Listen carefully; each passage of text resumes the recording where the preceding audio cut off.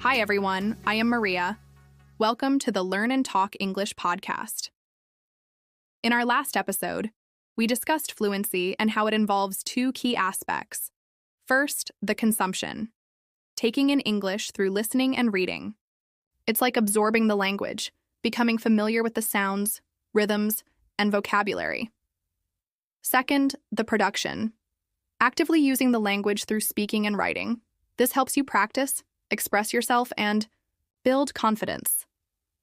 If you missed our last episode, you'll find the link in the description below. Today's lesson is exciting. We've prepared a free PDF for you. Download it from the link in the description. In this lesson, we'll discuss 50 commonly used English phrases, each with an example sentence. If you're a beginner, you'll learn essential phrases. If you're advanced, you'll explore deeper linguistic insights about these phrases. To get the most out of this lesson, listen to the podcast completely. Download the free PDF in the description. Listen again multiple times for better understanding and practicing.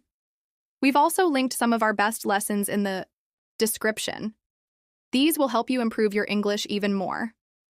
We work hard to create these high-quality, free lessons for you. If you enjoy this content, please like this video and subscribe to encourage us to produce more for you. Now, stay tuned as Jack and Olivia join us to guide you through today's topic. Don't go anywhere. Let's get started.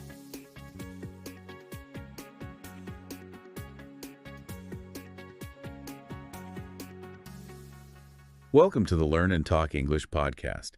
I'm so glad you could join us for this deep dive into common English phrases. Yes. It'll be like a crash course in speaking English, Yeah. so it'll be perfect for you if you're just starting out. Absolutely. We'll be looking at a list called 50 commonly used English phrases, and it's a great starting point for building conversational skills. It is. I can't wait to jump into this with you. I neither. It's really amazing how just a few key phrases can really help you communicate so much better. Totally. You'll be surprised how much you can express with just these few phrases. For sure.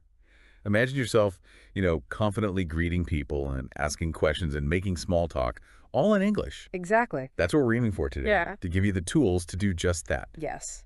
Are you ready to dive in? I am. Okay. Let's start with the essentials.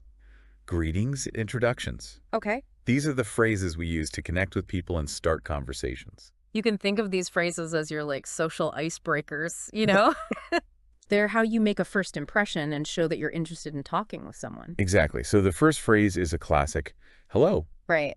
It's simple, it's versatile, and it really works in almost any situation. It does. You can also use the more casual hi, which is perfect for everyday conversations. Yeah, both hello and hi are great Yeah. for starting a conversation, and you can use them on their own, Uh-huh. or you can follow them up with a question. Right.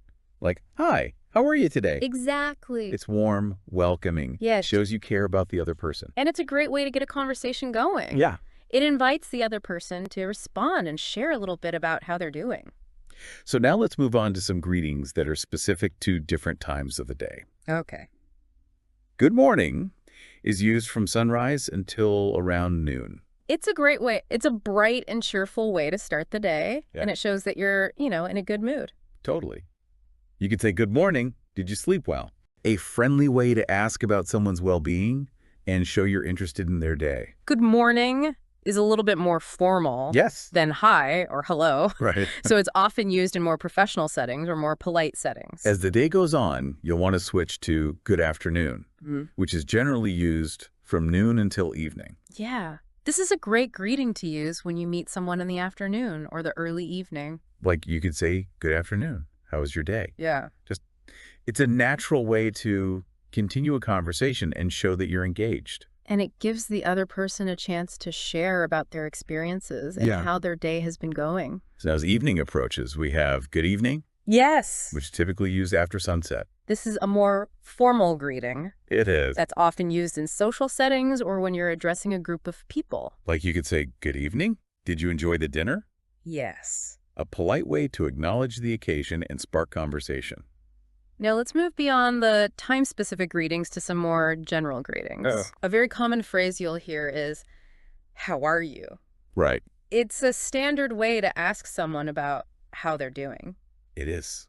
It's a simple question. It is. But it shows you care about the person and are interested in their well-being. Yeah, and you could say, "How are you? It's been a while." Yeah. This shows that you've been thinking about the person Mm-hmm. and that you're happy to see them again. When meeting someone for the first time, you'll often use the phrase, "nice to meet you." Yes, it's a simple but important way It is. to acknowledge the introduction and show that you're happy to be meeting them. You could even make it more welcoming. Yes. By adding, "It's nice to meet you. I've heard a lot about you." Exactly. Expresses warmth and suggests you're already familiar with them, even if you haven't met before. It shows you're interested in getting to know them better. Yeah. And that you've been looking forward to meeting them. To learn someone's name, you can ask, "What's your name?" Mm. It's straightforward and polite. And once they've told you their name, you can introduce yourself by saying, "What's your name?" "I'm your name." Right. Make sure to replace your name with your actual name, of course. So now for a more informal way to ask how someone is doing, you can use, "How's it going?" Yes. This is a very casual and friendly way to check in with someone, especially if you already know them pretty well. You can use it with friends, family, or colleagues in more relaxed settings. Like you could say, "How's it going? Is everything okay?" Yeah. Shows that you're interested in their life and, you're there to support them. This is a nice caring way to check in and Yeah. see if they need anything or want to talk. Okay, so as we wrap up this section on greetings and introductions, let's look at a couple phrases you might use when parting ways. These phrases are just as important as greetings I agree. because they help you leave a positive final impression. That's true. A common one is, "See you later." Mm-hmm. It implies that you expect to see the person again soon, which is a friendly way to end the conversation. You can make it even warmer by adding, "See you later, have a great day." Yeah. Shows you care about their well-being and you want them to have a positive experience. And lastly, we have "take care." Yes. This is a warm and caring way to express concern for the person's well-being. It shows you're thinking about them and want them to be safe and happy. For example, you could say, "Take care. Drive safely." Yeah, or "Take care, I hope you feel better soon," if they're not feeling well. Right. So there you have it. A whole range of greetings and introductions from formal to informal to help you navigate various social situations. These phrases are your foundation for starting conversations and building connections with others in English. They are. And remember, practice makes perfect. Yes. So don't be shy about using them as often as you can. Now let's move on to another important category: polite expressions. These are the phrases that help you navigate social situations smoothly, show respect, and leave a positive impression. They're essential for building strong relationships and communicating effectively in any language, especially English. One of the most important phrases you'll ever learn in any language is "thank you." Yes. It's how we express gratitude and appreciation. It's a simple phrase, It is. but it goes a long way in making others feel valued Totally. and appreciated. You can say "thank you for your help," or "thank you for the gift," or simply "thank you" to show your appreciation. Yes, and remember, a genuine smile and sincere tone of voice can make your thank you even more meaningful. Now, when someone says "thank you" to you, the typical response is, "You're welcome." It's a polite way to acknowledge their gratitude Yes. and let them know it was your pleasure to help. You can also say "you're welcome" anytime Right. to show that you're always happy to help. Emphasizes your willingness to assist and strengthens the bond between you and the other person. Next we have, a very useful phrase for getting someone's attention, interrupting politely, or asking someone to move out of the way. It's a way to show respect for others and avoid being disruptive. For instance, you could say, "Excuse me, can you tell me the time?" It's a polite way to interrupt someone and ask for information. Or, "Excuse me, could you please let me pass?" Right. If you need to get by someone who's blocking your way. If you've made a mistake or caused an inconvenience, you'll want to say sorry. Yes.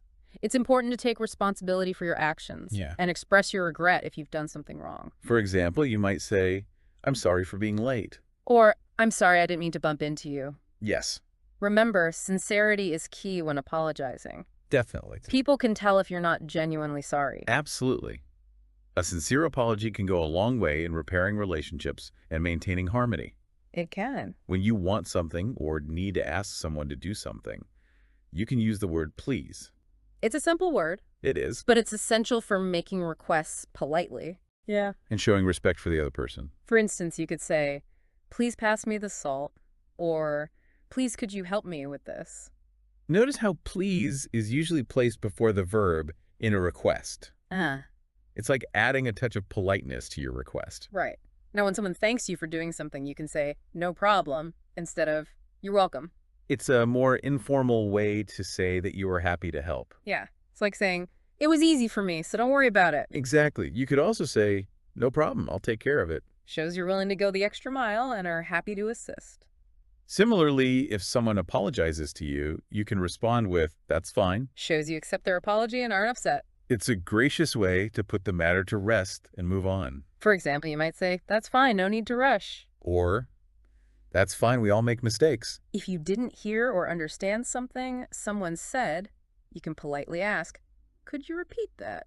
It's much better to ask for clarification It is. than to pretend you understood. You can say, could you repeat that?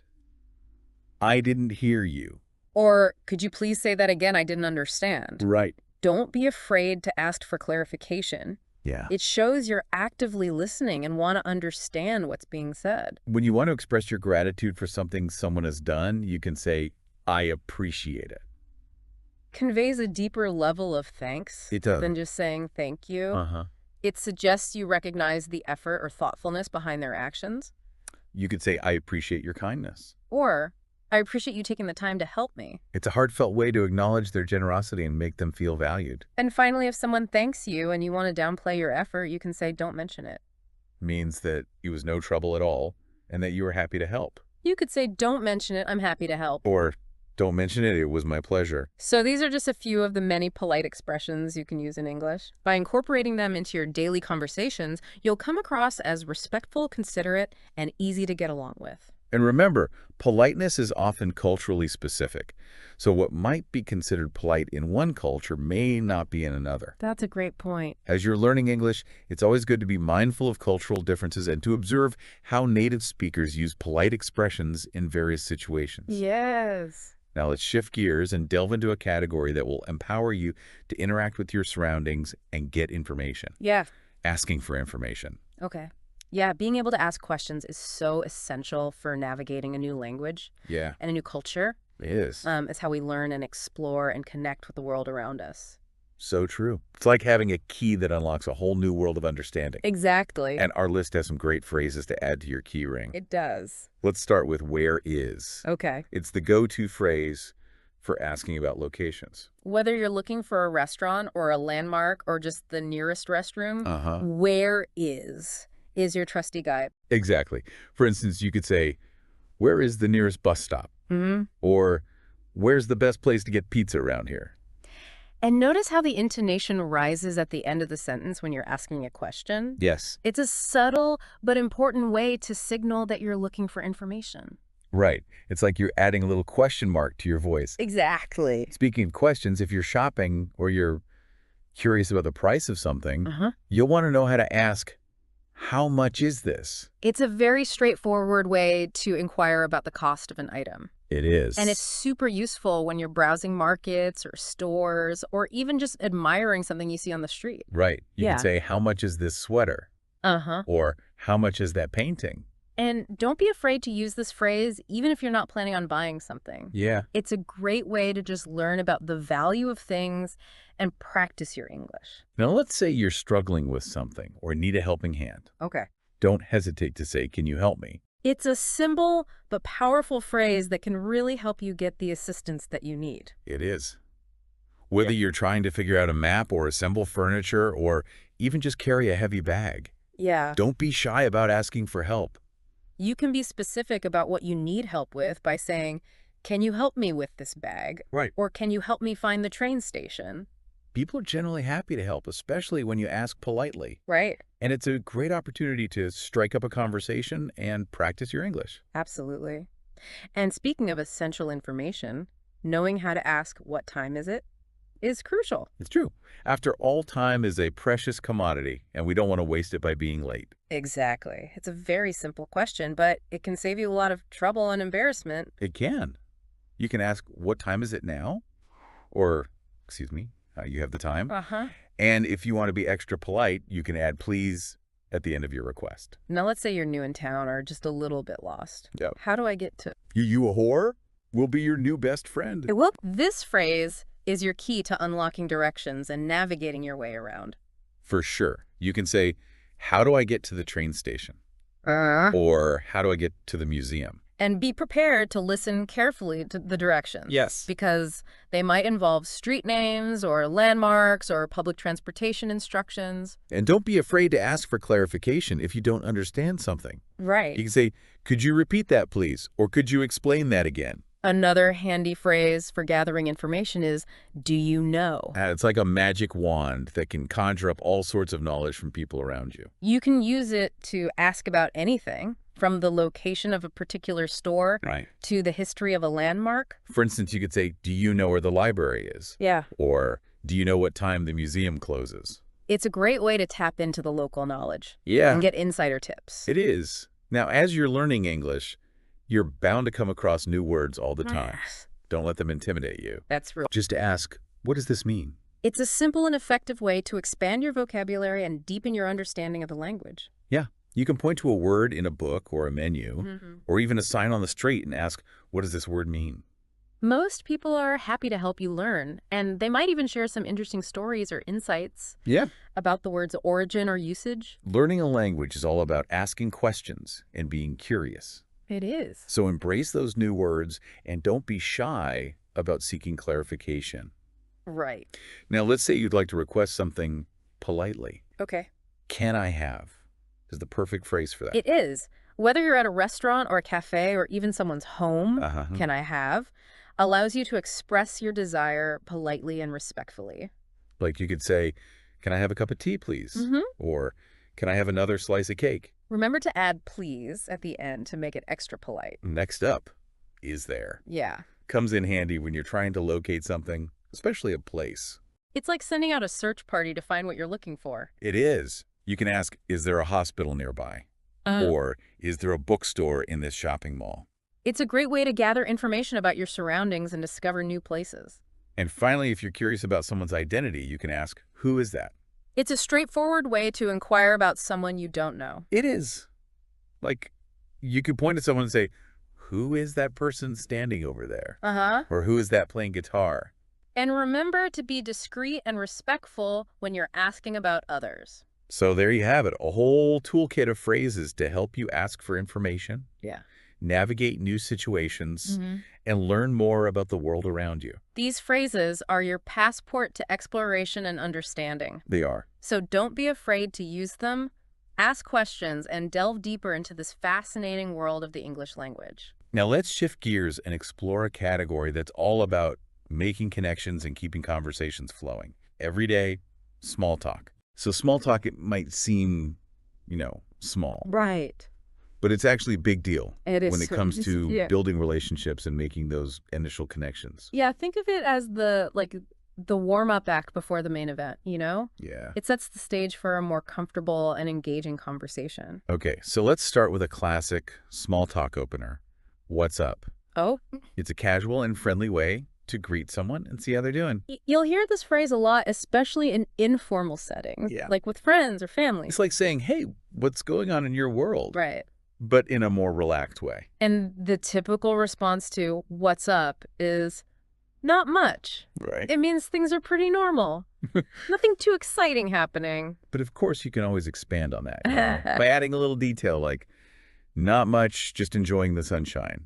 Or not much, just heading to the store. Exactly. Now let's talk about the weather. Okay. A universal small talk topic. Asking how's the weather is a safe and neutral way to start a conversation. It is. Especially if you don't know the person very well. It's something everyone can relate to. Yeah. And it opens the door for further discussion. Yeah. About, outdoor plans or favorite seasons or even just a shared groan about the humidity. Right. You could say, how's the weather today? Yeah. Or, beautiful day, isn't it? If the sun is shining. It's a way to just acknowledge your shared environment and find common ground. If you want to find out what someone is up to, you can ask, what are you doing? It's a simple way to show interest in their activities and learn more about their hobbies or daily routines. You can even make it more specific Yes. by asking, what are you doing this weekend? Exactly. This suggests you're open to making plans or just curious how they spend their free time. Right. And if someone tells you something interesting, Yeah. you can show your engagement by saying, that's interesting.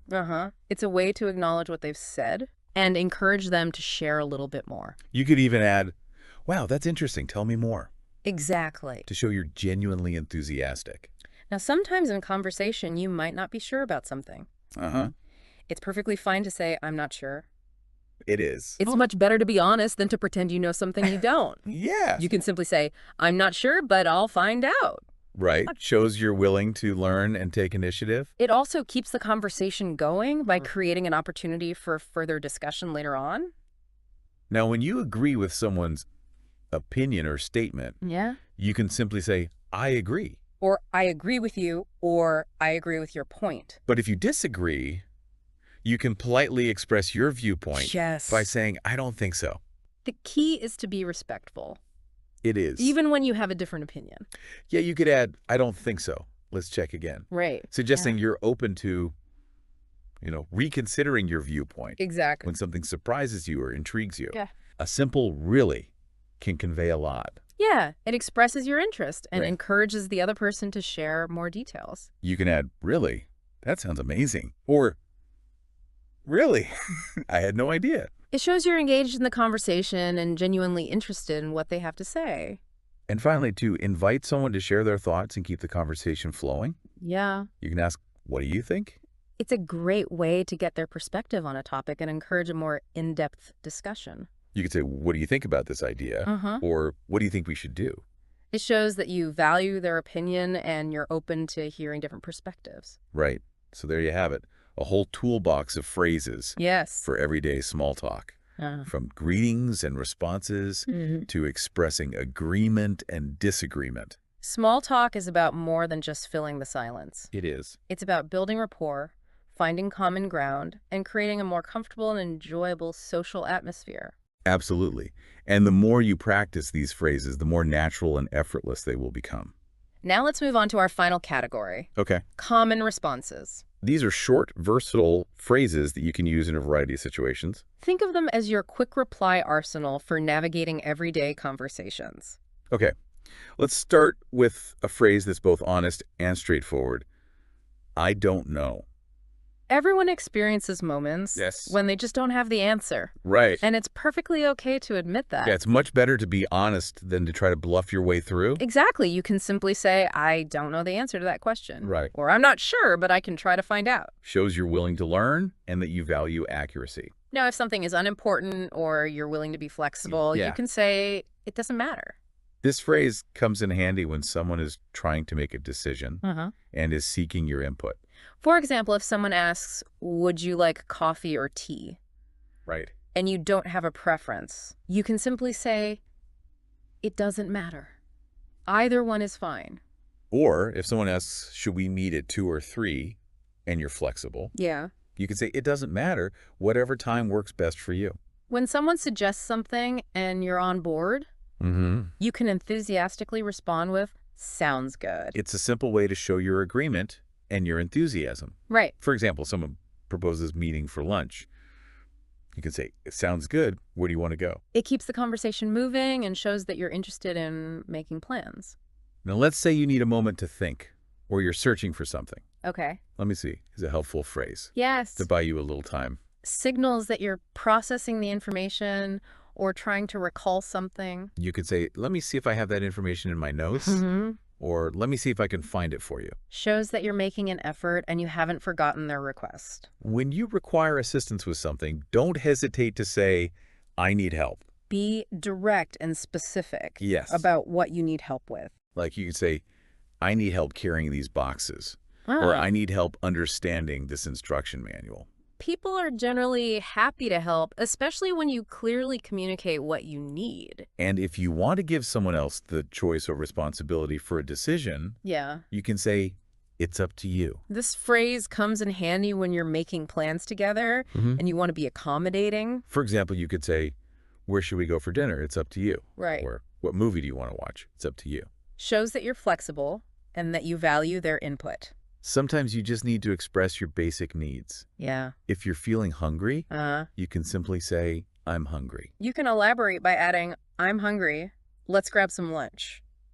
It's a straightforward way to communicate your need and initiate a plan. And if you're feeling tired, you can express that by saying, I'm tired. You can add detail like, I'm tired after a long day at work, or I'm tired, I think I'm going to go to bed early. It helps others understand your energy level. Yes. And might even lead to a more supportive conversation. When you're ready to leave or move on to something else, Yeah. you can say, let's go. It's a simple phrase that signals you're ready to depart or change activities. For example, if it's getting late, you might say, it's getting late, let's go. Or if you finished a meal, you could say, let's go for a walk. It's a direct and efficient way to initiate a transition. And finally, when you've completed a task or stage of something, you can ask, what's next? This phrase shows that you're eager to move forward and continue being productive. You can say, we finished this project, what's next? Yeah. Or, I completed my homework, what's next? It's a great way to stay organized and motivated. So we've covered a wide range of common responses. Yes, we have. From acknowledging your lack of knowledge to expressing basic needs and initiating transitions. Think of these phrases like the punctuation marks of a conversation. They help to clarify meaning, express emotions, and keep the conversation flowing smoothly. Remember, effective communication is a two-way street. It is. It involves listening attentively, responding appropriately, and using a variety of phrases Yes. to express yourself clearly and confidently. We've covered a lot of ground in this deep dive. We have. We've explored everything from greetings and introductions to polite expressions asking for information, making small talk and using common responses. It's been a really interesting journey. It has. You've learned a treasure trove of phrases to help you navigate a wide range of social situations Yes. and communicate more effectively in English. These phrases are your building blocks for fluency. They are. The more you use them, the more natural and effortless they will become. Don't be afraid to make mistakes. That's right. Every mistake is a learning opportunity. Embrace those mistakes, learn from them, and keep practicing. And remember, the most important thing is to have fun with it. Absolutely. Learning a language should be an enjoyable experience. So go out there, strike up conversations, and put your newfound English skills to the test. You'll be amazed at how much you can achieve. Thanks for joining us for this deep dive into 50 commonly used English phrases. Yes, thank you for being here. We hope you found it informative and inspiring. Until next time, keep those conversations flowing. And happy learning. Welcome to the Learn and Talk English. Thanks, Jack and Olivia, for this interesting lesson. Just a quick reminder, you can download the PDF from the description below to review everything we've covered today. Don't forget to check out the other suggested lessons. There are plenty of useful tips to help you improve your English. If you enjoyed this lesson, please give it a like to support us and encourage more high-quality content. Thanks for joining us, and we'll see you in the next episode. Keep practicing, stay motivated, and happy learning.